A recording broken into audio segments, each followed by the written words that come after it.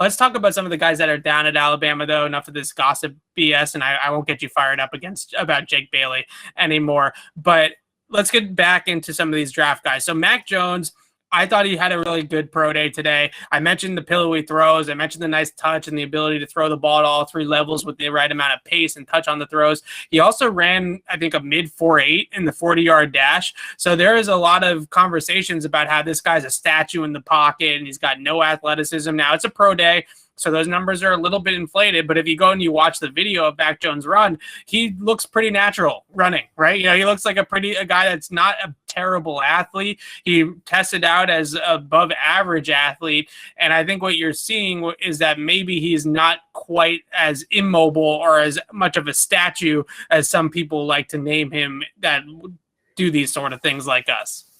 Yeah, I mean, he's not.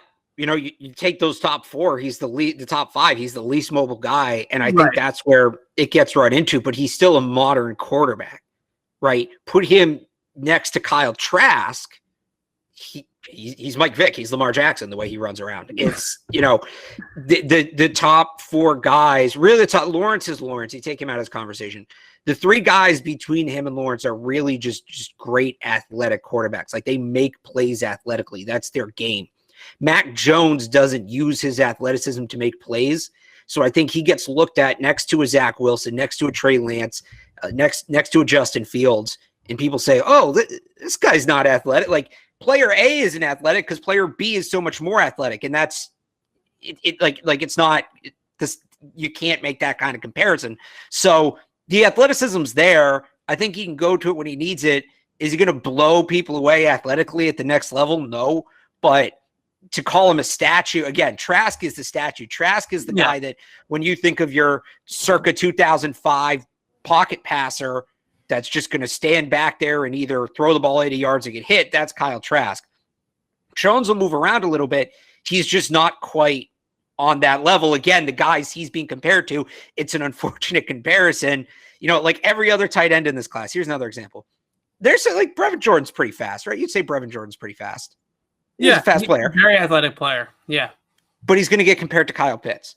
Right. So I guarantee you, who ran a 4.46 yesterday, was it? Yeah, so I guarantee you there's going to be people who say, well, Brevin Jordan's not that fast because look how fast Kyle Pitts is. Like, that doesn't work. When you have guys who are just testing so far off the charts, it makes the average guys look below average. So that's where Mac Jones is with the athleticism. I'm not going to come out and say, oh, look at him, he's so elusive. And like, I see some people taking a victory lap on that today. I wouldn't go that far, but his it's serviceable. His athleticism is serviceable, which I think some people were doubting.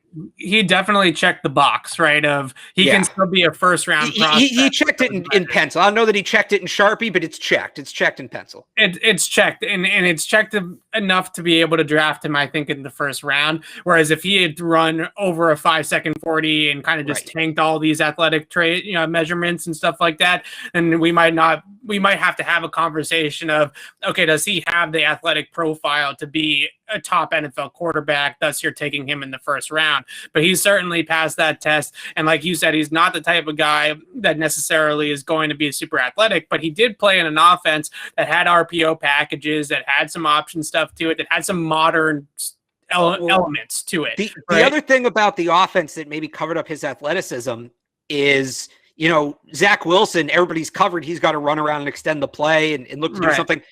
How often did Mac Jones have to extend plays? Right. How often was Mac Jones' primary read not open? The guy won the freaking Heisman. So I think he has some athleticism, and people think that he doesn't show it because he doesn't have it. I just think he didn't show it because he didn't need to. Yeah, that's a good point too. And that was one thing that you hear and a lot of people talk about. Steve Sarkisian, they mentioned on the Alabama in the national championship game broadcast, he said he's got quick eyes, right? A guy that just sees things really quickly, processes things really quickly, understands coverages, understands where his answers are, and gets the ball out fast. And that's why we've always talked about him as somebody that might really be intriguing to the Patriots. But I do think it is interesting with all their moves that they have made. I'm not necessarily so sold on the fact that he's the guy to be able to put into this offense. I still think he's going to be a good player, but I don't know if he's the right kind of guy. They might want to have somebody that's a little bit more mobile, even though he did check that box here today. The other element of the pro day for Mac Jones I thought was really interesting was how many times they scripted throws from under center, because these guys, they come to these pro days and they just want to sling it, right? They want to stand back there. They want a 7-step draw from shotgun or something like that and bomb it away. And Mac Jones is out there and he's throwing balls in the flat. He's throwing shorter passes over the middle. He's throwing touch throws up the seams. He's doing things that maybe you could translate a little bit better into the Patriots offense. And Landon Dickerson was the one snapping him the ball, his center, for the last couple of years. And they were operating from under center. So you could see his footwork off of play action passes. You could see his footwork on rollouts. And that script, I think, was a little bit different than the script that we saw for Trevor Lawrence and the script that we saw for Trey Lance, where they were just really trying to showcase their arm, right? And showcase their arm talent and their ability to throw the ball down the field. Whereas with Mac Jones, they were kind of scripting those plays to show how he operates in a pro-style system, how he operates in an NFL offense. So I thought that was really interesting. The other sort of standouts from the Alabama Pro Day today, certainly the Patrick Surtain.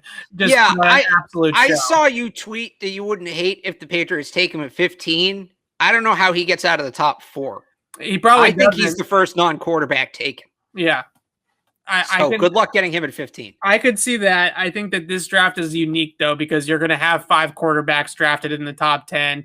I don't know if this draft is as defensive heavy as it certainly is offensive heavy. So you're looking at 5 quarterbacks. You're looking at least 1 tackle, Penny Sewell, maybe a guy like I'm forgetting his name from Northwestern, Rashad.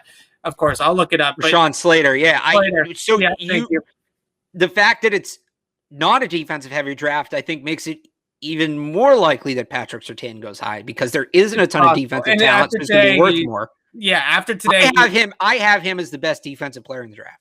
I think he's up there. And after today, he certainly looks like a top 5 pick. Yeah, like that's the guy that you pick in the top 5 at corner. If I'm Atlanta and I'm really serious about making one last run with Matt Ryan, I take him at 4. I have that locked in. I have that draft card already written. Yeah. Because that was their biggest issue last year, was the secondary. And he's right there. I know you could probably trade down, get a ton, but that to me is like the perfect pick. I mean, maybe if they want to trade out, fine. But if you're really going to make a run with it for Matt Ryan and they gave him the new contract and whatever, taking a quarterback doesn't do that. You got to go out and invest, and Surtain's the best investment. I don't see how he gets past 4 or 5. He's a great player, and he's somebody that on tape, a lot of people were a little bit concerned with his long speed and his ability to run with receivers down the field. I was never that concerned with that. Maybe a little bit of the twitchy receivers, the quick shifty guys gave him a little bit of problems, kind of quick change of direction.